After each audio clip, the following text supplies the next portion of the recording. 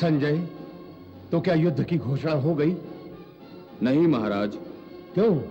घोषणा होने से पहले अर्जुन ने अचानक श्री कृष्ण से कहा, हे केशव, मैं कौरवों की सेना का अवलोकन करना चाहता हूं। मेरा रथ दोनों सेनाओं के मध्य में ले चलो।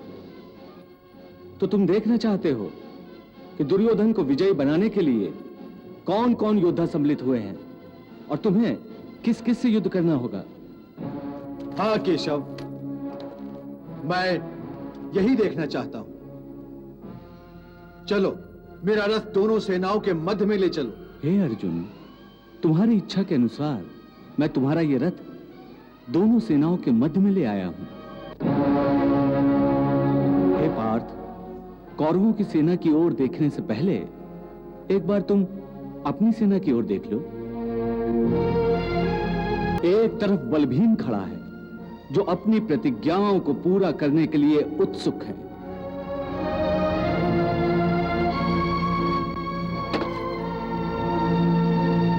सेना के मध्य में तुम्हारे ज्येष्ठ भ्राताश्री धर्मराज युधिष्ठिर हैं और उनके बाएं और दाएं नकुल और सहदेव।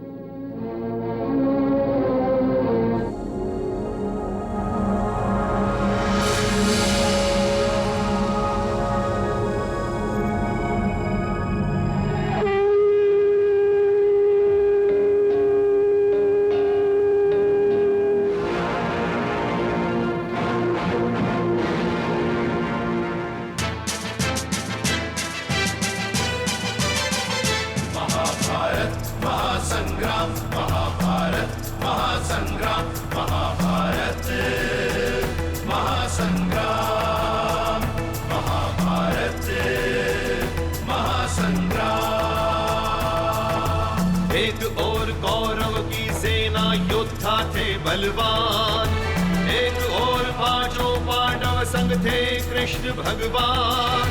धर्म अधर्म का युद्ध महान, महाभारत संग्राम। महाभारत महासंग्राम, महाभारत महासंग्राम, महाभारत महासंग्राम, महाभारत महासंग्राम।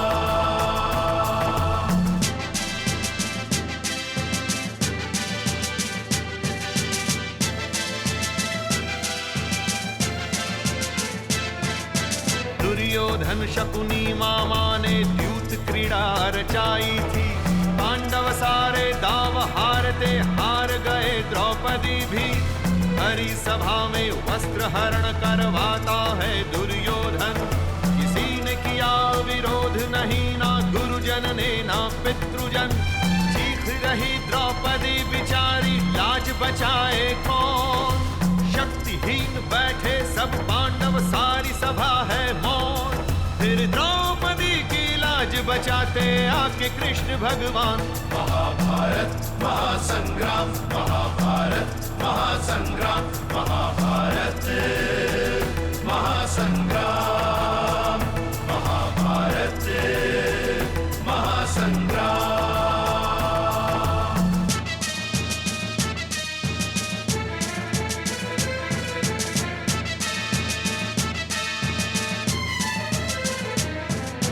चक्रव्यूह से वीर अभिमन्यु निकल नहीं जब पाया।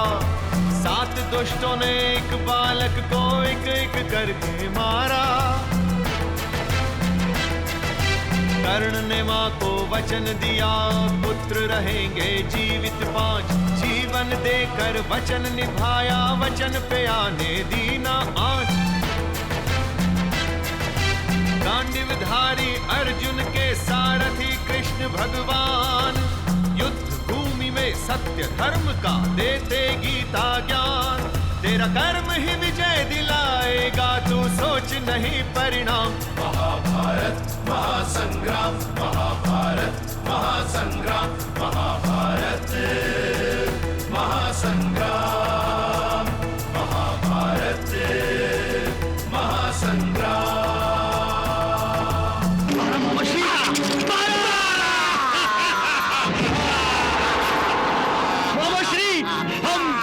को भी जीत गए।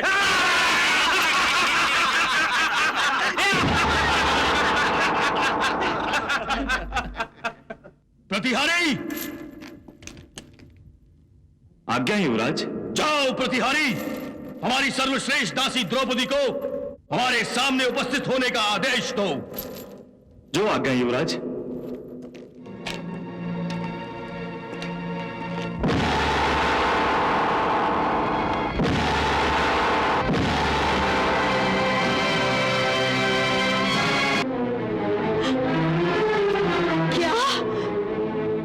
पांचों भाई दांव पर लग गए और उन्होंने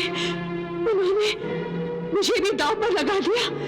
ये द्यूत हो रहा था या युद्ध? उनकी तो बुद्धि भ्रष्ट हो गई थी, अपने आप को हार गए। परंतु उन्हें मुझे दांव पर लगाने का क्या अधिकार था?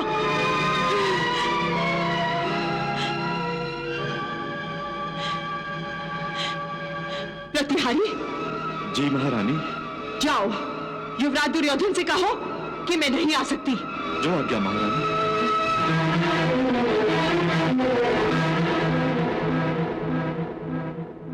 नहीं आ सकती? एक दासी की इतनी हिम्मत! धीरज रखो भांजे, तनी धीरज रखो। हाँ।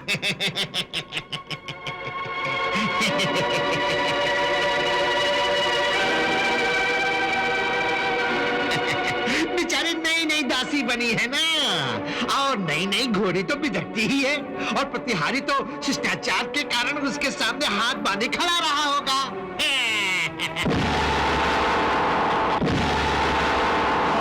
ठीक कह रहे मामन श्री।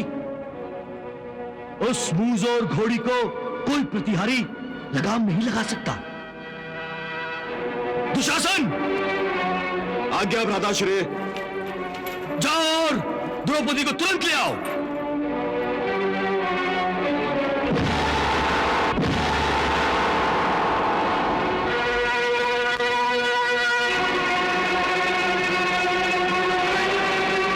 यदि यहां आने से मना करे तो उसके बालों को लगाम समझ लो। जिस तरफ उस लगाम को तुम खींचोगे उस तरफ द्रौपदी घोड़ी की तरह घिसती हुई, रगड़ती हुई चली आएगी। जाओ। जो आज्ञा भ्राताश्री।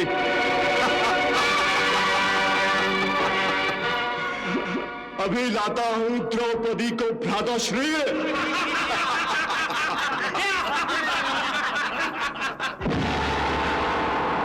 दुशासन!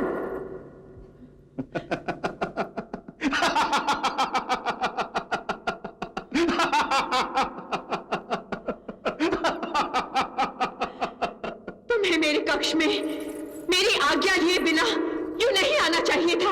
आज्ञा लेकर? तुम अपने आप को समझती क्या हो? तुम सिर्फ एक दासी हो, सिर्फ दासी। और दासी के कक्ष के द्वार अपने मालिकों के लिए दिन और रात हर क्षण खुले रहते हैं। मालिक जब चाहे अपनी इच्छा से बिना आज्ञा लिए आ सकते हैं, समझे? दुशासन!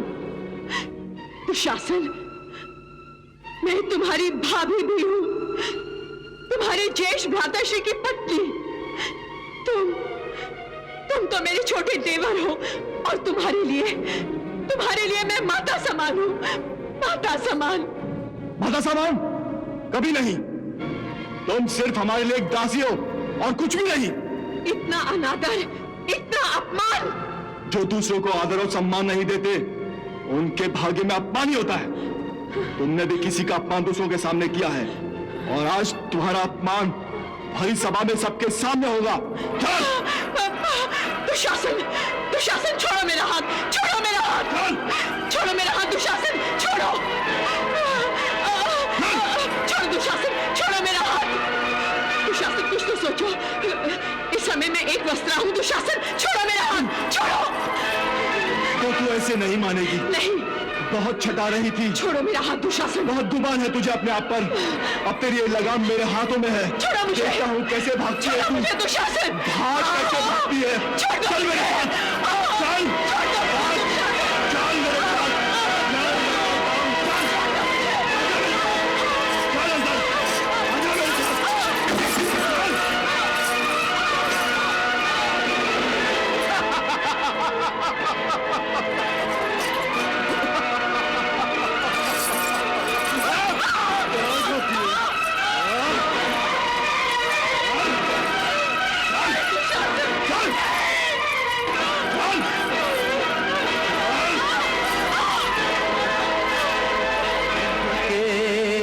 पकड़ के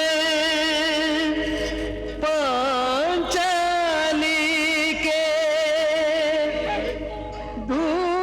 दुशासन ले चला ऐसे वृक्ष की बेल घसीट के कोई पागल हाथी ले जाए जैसे भरत वंश की मर्यादा कुरुवंश के हाथ बचे अब कैसे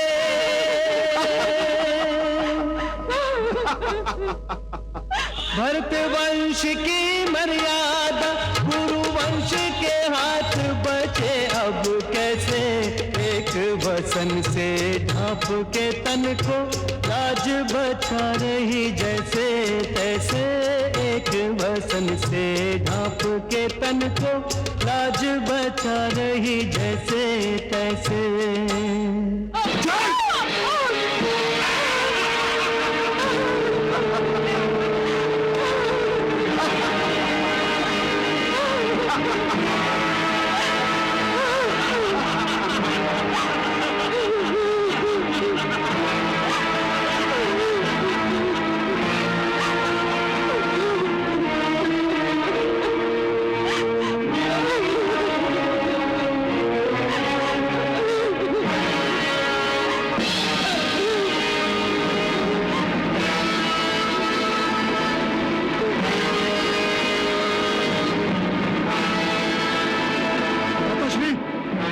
संभालिए अपनी दासी को। वाह दुशासन वाह, जीते रहो। देखिए भ्राताश्री, आपके कारण द्रौपदी का कैसा अपमान हो रहा है। यदि आप मेरे भ्राता न होते तो जिन हाथों से द्रौपदी को जुए में हारकर इन भेड़ियों के सामने डाला है, उन हाथों को मैं। शांत हो जाइए भीम भैया, शांत हो जाइए। इस समय आपस में कलह करना उचित नहीं है। अरे जबान चलाता है, तू भूल गया कि तू मेरा दास है, दास। हाँ। मेरी आज्ञा के बिना तू हिल भी नहीं सकता। जबान चलाता है, चल बैठ, बैठ जा।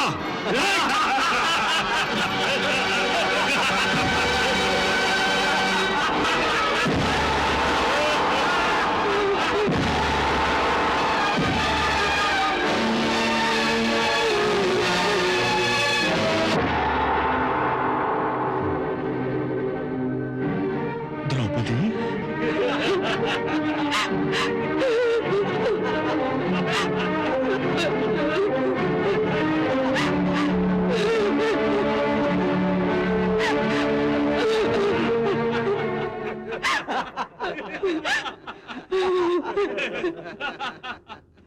ए द्रौपदी,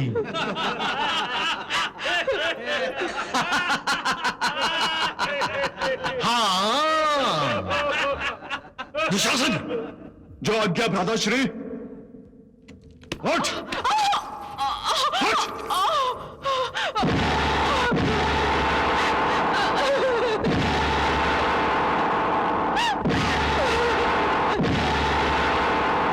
अपने स्वामी की आज्ञा का पालन करो। उत्तर दे उधार। देख। आओ द्रौपदी, आओ, आकर हमारी गोद में बैठ जाओ। दुर्योधन!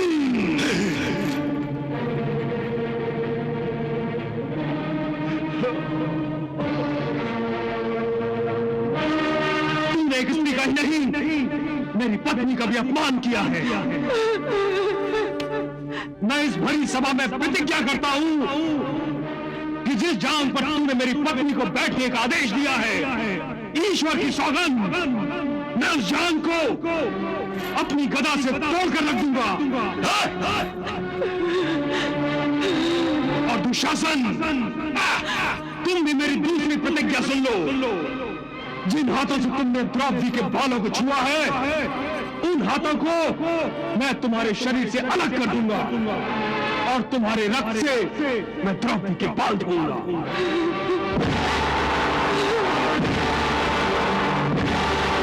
धीरे बोल, धीरे। एक दास अपने मालिक के सामने इतनी ऊंची आवाज में नहीं बोलता। हाँ। दास, चल बैठ, बैठ जा, बैठ।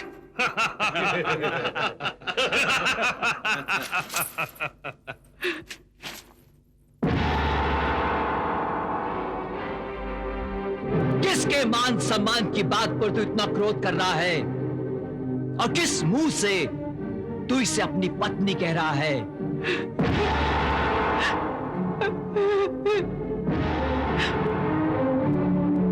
ये अरे ये तो 5 पतियों की पत्नी है।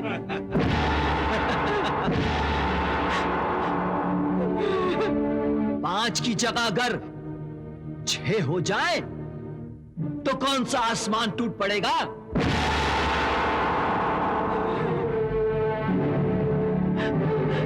देखो कैसे अपना पल्लू संभाल रही है, क्या नाटक कर रही है।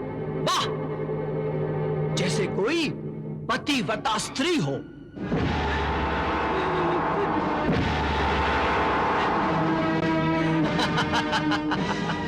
कैसे झूठी लाज का प्रदर्शन कर रही है, निर्लज कहीं की।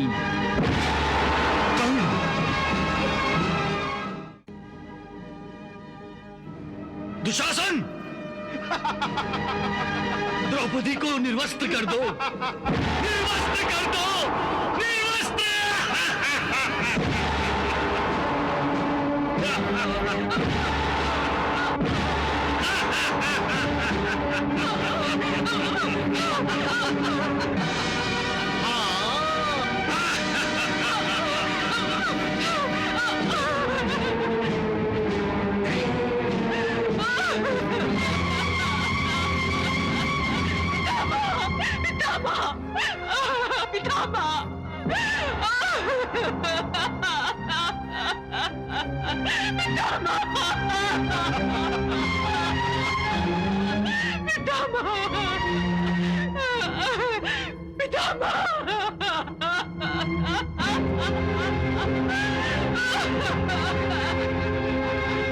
पितामह, आप हाथ पर हाथ धरे सब देख रहे हैं, कुछ बोल नहीं सकते, इस अनर्थ को रोक नहीं सकते। क्या यही संस्कार सींचे हैं आपने अपनी पीढ़ियों में कि वो अपने ज्येष्ठों के सामने एक स्त्री जाति की आत्मा को ही नंगा कर दे? पितामह, बोलिए, बोलिए।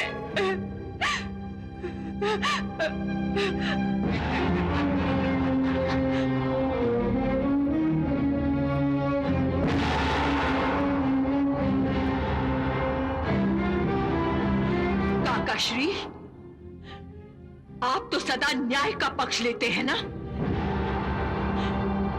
क्या हुआ आपके न्याय को? क्या यही न्याय है कि एक स्त्री को भरी सभा में लाकर निर्वस्त्र किया जाए? बोलिए काकाश्री, बोलिए।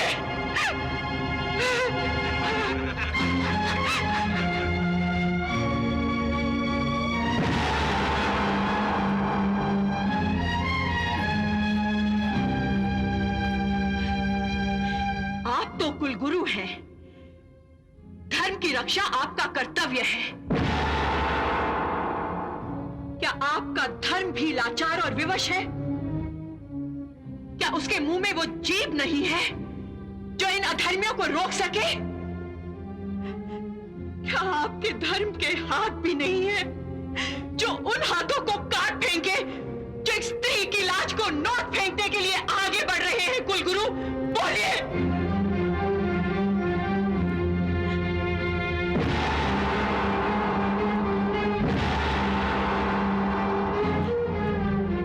धनुर्विद्या के गुरु हैं, आपके तुनीर के बाण तो शिकार की आंख को निशाना बनाते हैं आचार्य। तो फिर इस समय आपकी कमान पर कोई बाण क्यों नहीं है जो इन भेड़ियों की आंखों को छेद दे? बोलिए। जो एक असहाय स्त्री की लाज पर हाथ डालकर उसका तमाशा देखना चाहते हैं। बोलिए आचार्य, बोलिए। आप भी आंखें चुराने लगे आचार्य?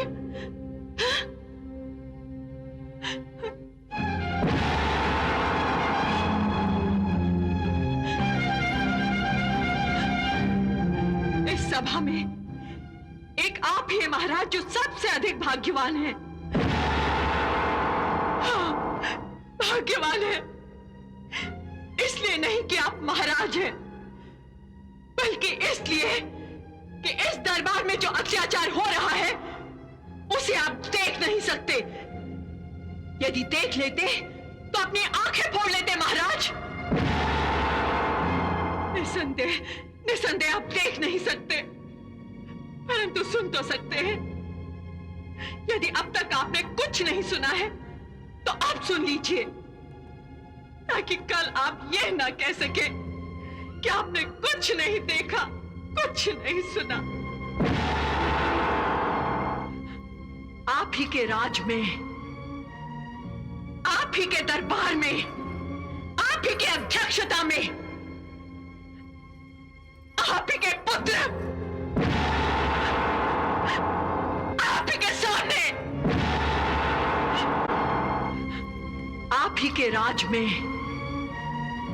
आप ही के दरबार में, आप ही के अध्यक्षता में,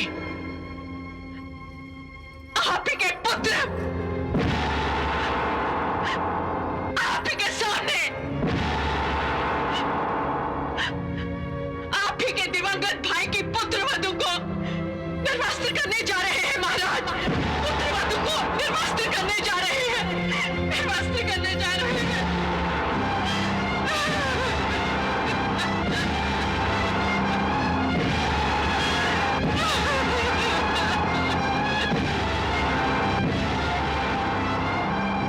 पुत्र वधू महाराज, जिसे भारतवर्ष में घर की लाज कहा जाता है महाराज, हर एक नारी जिसे माता और देवी कहकर सम्मानित किया जाता है, उसी के सम्मान के चिथड़े उड़ाए जा रहे हैं महाराज, चिथड़े उड़ाए जा रहे हैं। निर्लज्ज पुरुषों से भरी इस सभा में एक अकेली नारी अपनी जान बचाने के लिए एक एक को पुकार रही है, और सुनने वाला कोई नहीं है महाराज, सुनने वाला कोई नहीं है।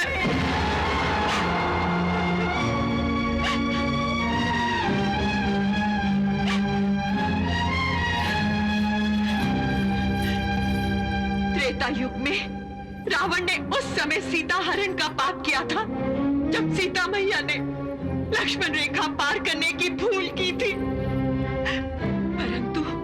परंतु इस रावण ने स्वयं लक्ष्मण रेखा पार करके एक स्त्री को बाल पकड़कर पशुओं की भांति घसीट लाने का दुस्साहस किया है।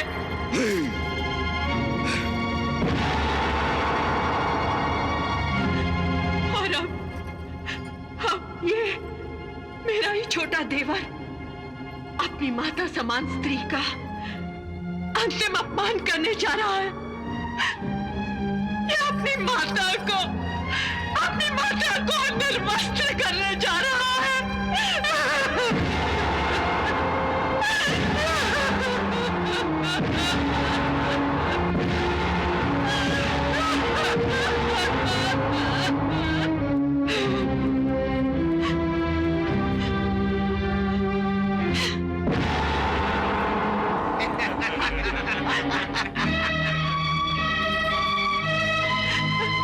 तुम में से हर एक महाशक्तिमान है, कोई सर्वश्रेष्ठ गदाधारी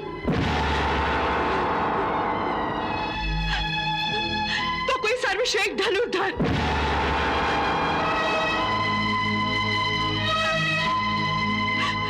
तो कोई महारथी है।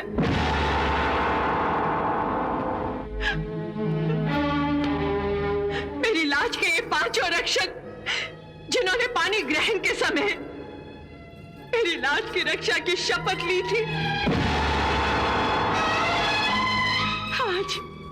आज मेरी ही लाज को लूटने वाले इन अधर्मियों के साथ न जाने कौन सा धर्म निभा रहे हैं। क्यों अपना मुंह सीख कर बैठ गए हैं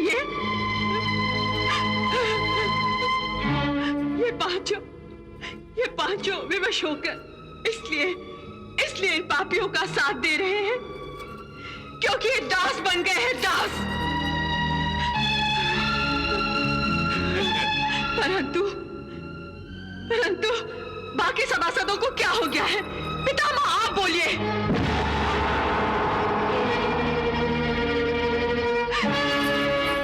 गुरुदेव आप बोलिए। आप सब जीवित लोग हैं या पाषाण की मूर्तियां?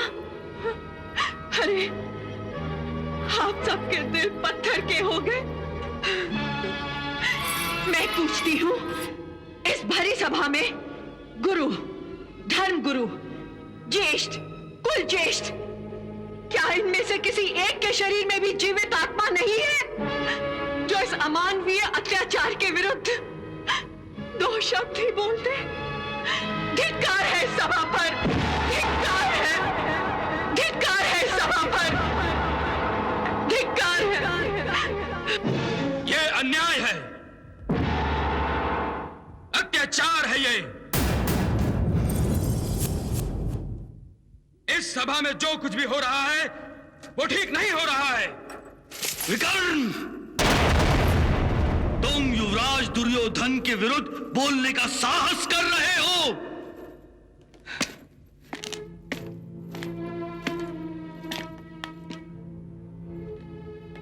मैं केवल अधर्म के विरुद्ध बोल रहा हूं। इस सभा में इस समय जो कुछ हो रहा है ना तो वो धर्म है और ना ही सभ्यता। विकर्ण, चिल्लाइए मत भ्राताश्री, चिल्लाइए मत। आप चिल्लाकर डरा धमकाकर मेरी सच की पुकार को दबाना चाहते हैं, किंतु मैं अब तक इसलिए चुप था क्योंकि आप मेरे भ्राताश्री हैं और मैं आपका अनुज हूं।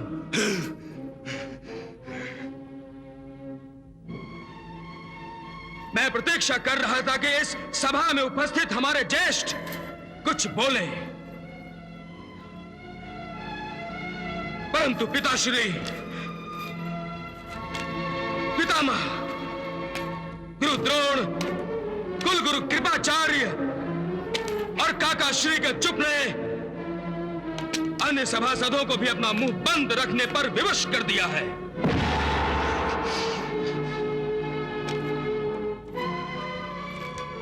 मेरे उन सज्जनों से याचना है कि जिनके अंतरात्मा अभी तक सोई नहीं है वो युवराज का विरोध करें और अति शीघ्र इस सभा को त्याग दें। विकर्ण,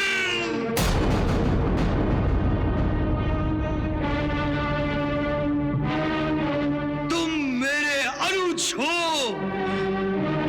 यदि तुम्हारी जगह कोई और होता तो तलवार से इसी समय उसकी गर्दन उड़ा देता।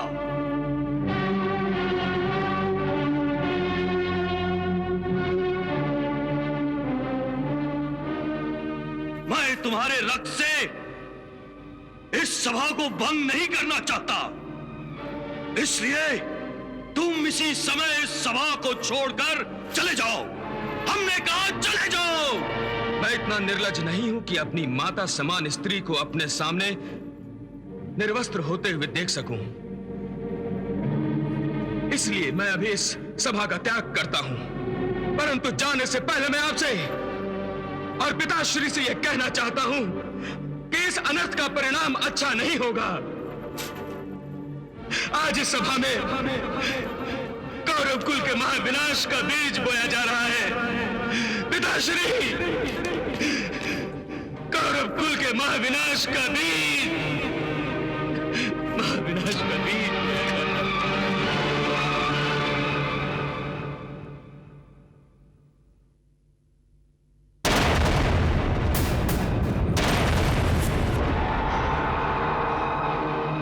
दुशासन, सोच रहे हो? आज्ञा का पालन हो।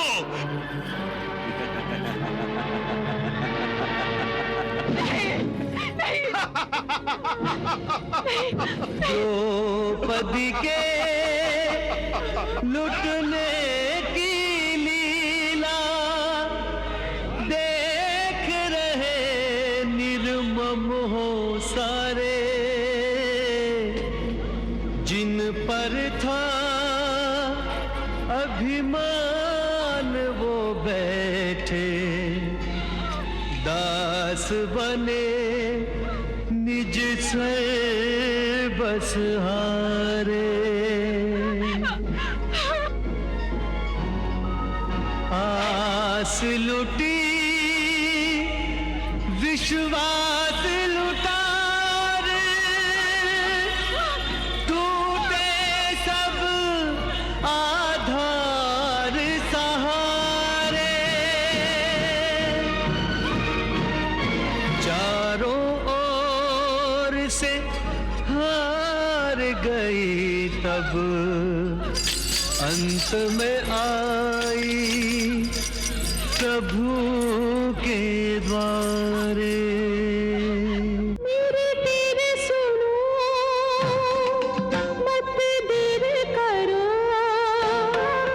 मेरे तेरे सुनो मत देर करो, तब तो जीवन हारी पद राखियो, पद राखियो।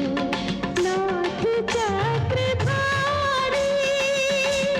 संकट की घड़ी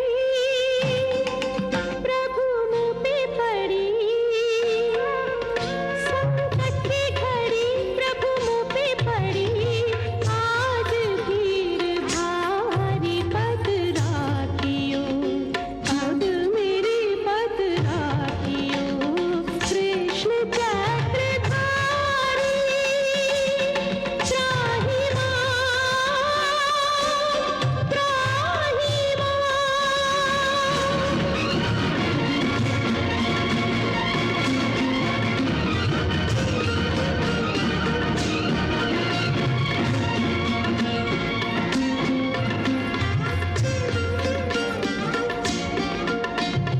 मैंने तुम्हें सौंप गई लाज देह प्राण की, नाथ तुम ही जानो मेरे मान अपमान की।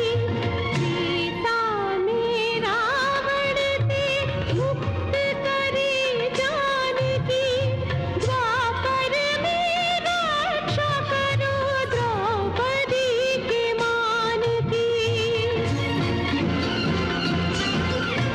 यह चीर हरण द्रौपदी को मरण, यह चीर हरण द्रौपदी को मरण। देखे सभा सारी पद राखियो, अब मेरी पद राखियो। कृष्ण चक्रधारी त्राहि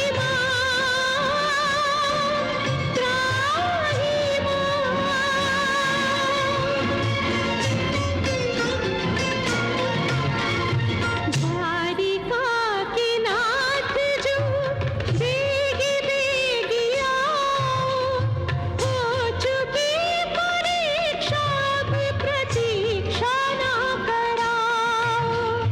कृष्ण और कृष्णा It's 7 o'clock. नाते को निभाओ, भक्त को बचा के अपनी आन को बचाओ। मेरी लाज लूटी तो होगी हंसी,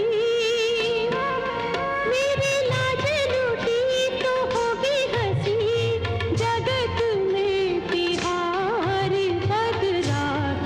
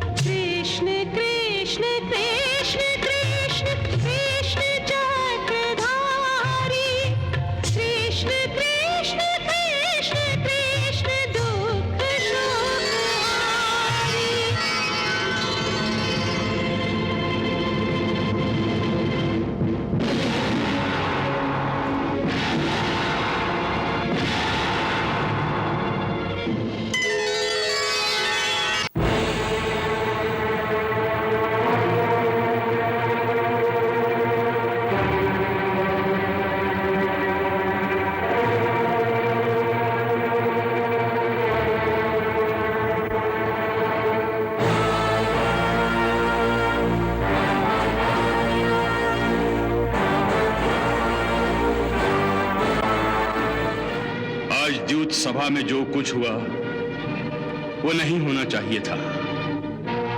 पांडव अपना जो कुछ हार गए हैं, राजपाट, धन दौलत, वो मैं सब उनको वापस करता हूं।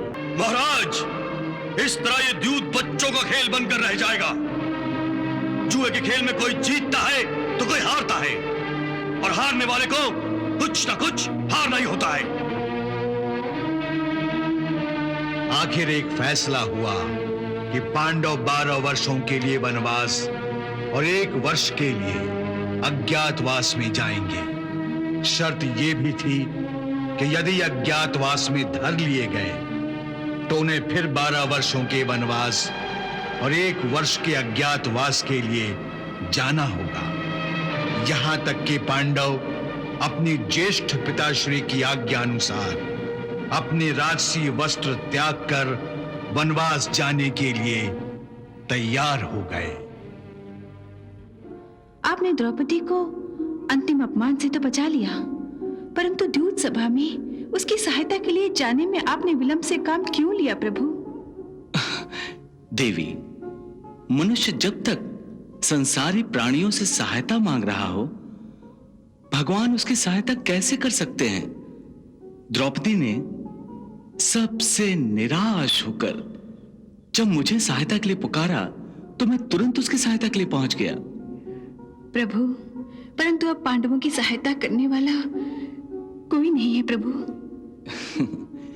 अब भाग्य उनकी सहायता करेगा देवी। वस्त्राभूषण राजसी तन से दिए उतार, वस्त्राभूषण राजसी तन से दिए उतार। एक भिक्षुक के वेश में आगे पांडु कुमार, राजा दास बने अनुजों संग राजा दास बने।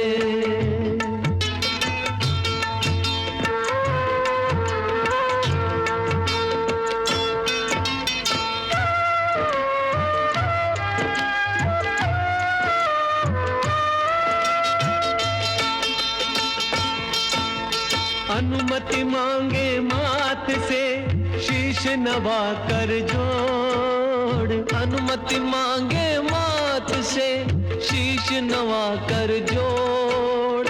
भारी मन से जा रहे मातृभूमि को छोड़, राजा दास बने अनुजों संग राजा दास बने।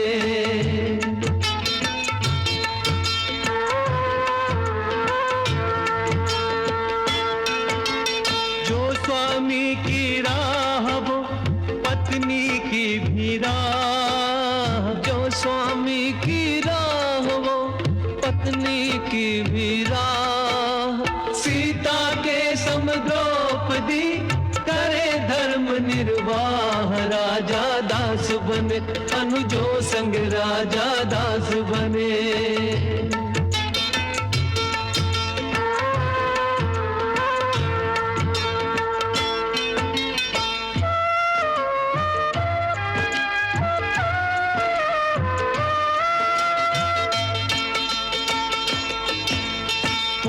दोष का फल कहे कोई नियति का लेख, कोई दोष का फल कहे कोई नियति का लेख।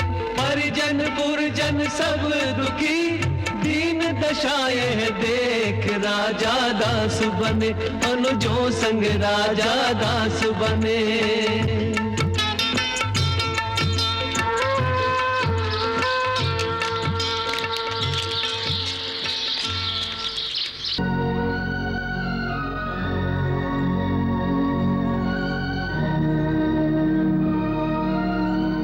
ये तुम्हारे चारों भाई तुम्हारी गांडीव की टड़कार सुनने के लिए बेचैन हैं।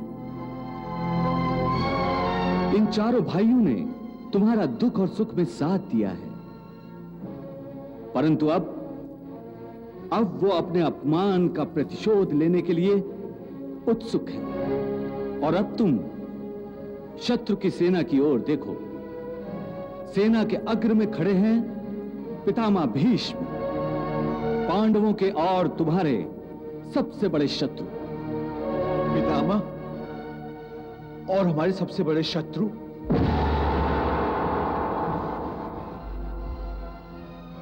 हाँ पार्थ, क्या तुम नहीं जानते? पितामह जैसा धनुर्धारी इस त्रिलोक में दूसरा और कोई नहीं है।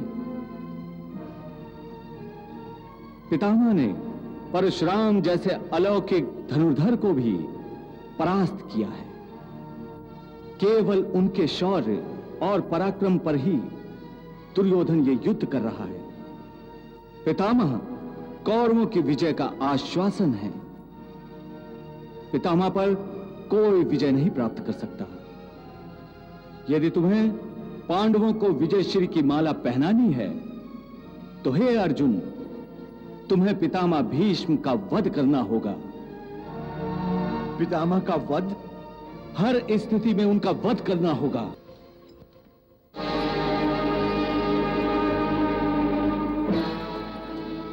यदि तुम्हें पांडवों को विजयी बनाना है तो तुम्हें इन सब का वध करना होगा।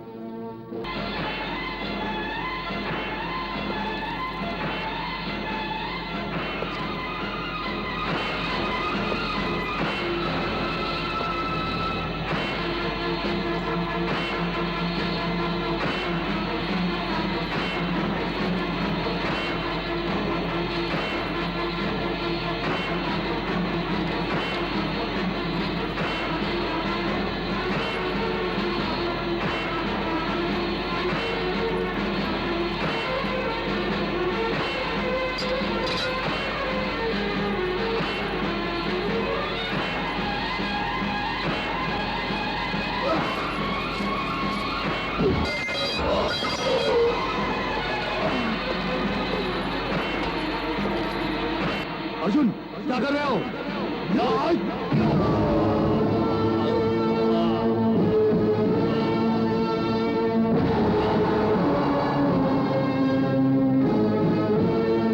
अर्जुन, अर्जुन, अर्जुन, अर्जुन।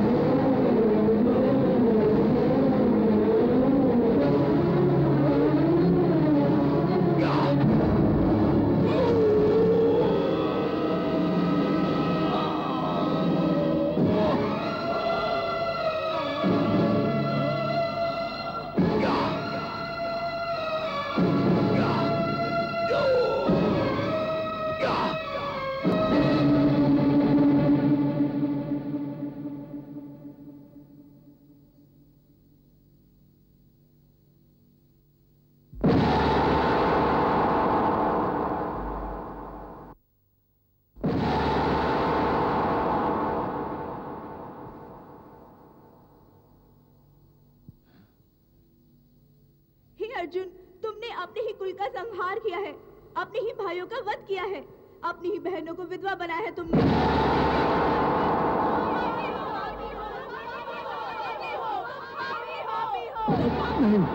नहीं, नहीं,